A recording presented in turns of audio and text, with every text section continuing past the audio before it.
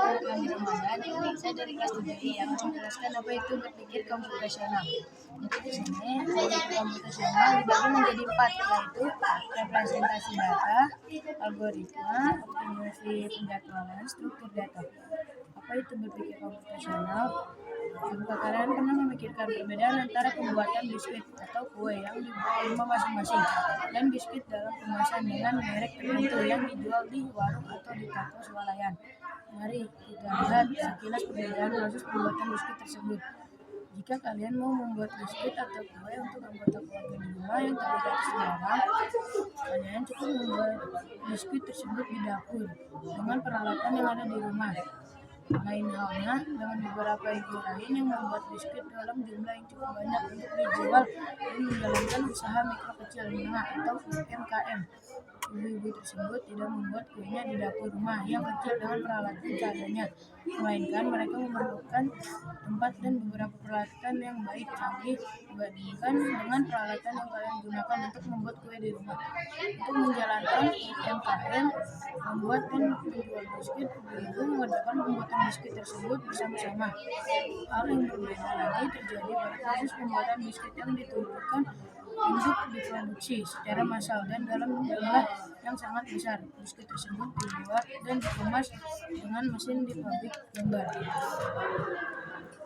Yang ke-1 ada algoritma.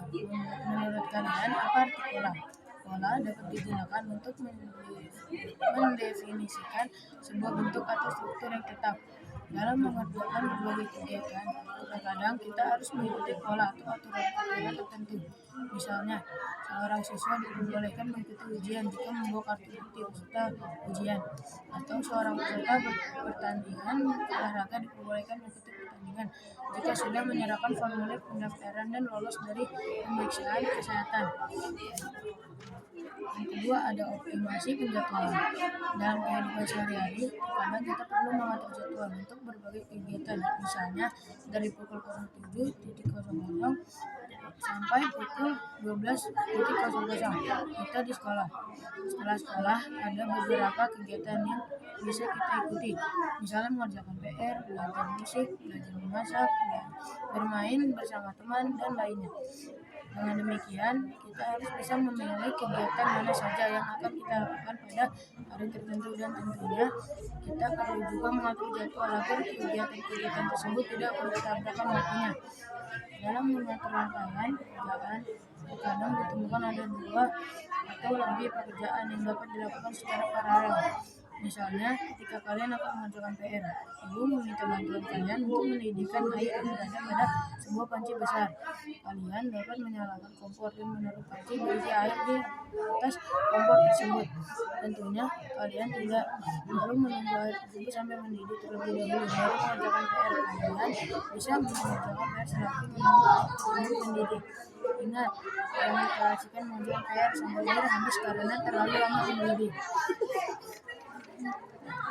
Dan yang ketiga, struktur data. Dalam kehidupan sehari-hari, kalian pasti pernah mengetahui data yang disusun dalam bentuk sebuah daftar atau dalam bidang informatika, biasanya disebut list.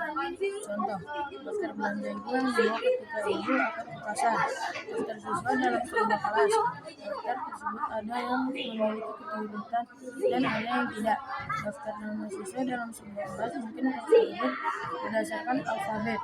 Daftar belanja ibu mungkin tidak memiliki keturutan tertentu sehingga tidak menjadi masalah kalau ibu membeli tomat terlebih dahulu sebelum membeli wortel, atau ibu membeli keduanya bersamaan, atau ibu membeli wortel terlebih dahulu sebelum membeli tomat. Dapatkah kalian memberikan contoh lain bersama dalam daftar?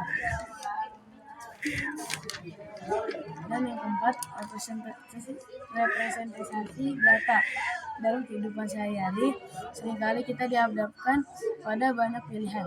Pilihannya bisa terdiri atas 2 kemungkinan atau lebih.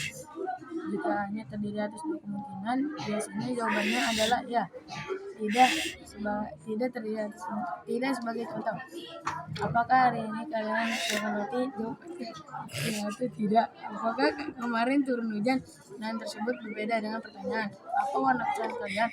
pertanyaan mengenai pasangan tidak dapat dijawab dengan ya atau tidak. Jika pertanyaan berubah menjadi apakah warna kesukaan kalian adalah biru, pertanyaan tersebut dapat dijawab dengan ya atau tidak. Mungkin kalian menyebutkan contoh pertanyaan lain. Sekian dari saya. Wassalamualaikum warahmatullahi wabarakatuh.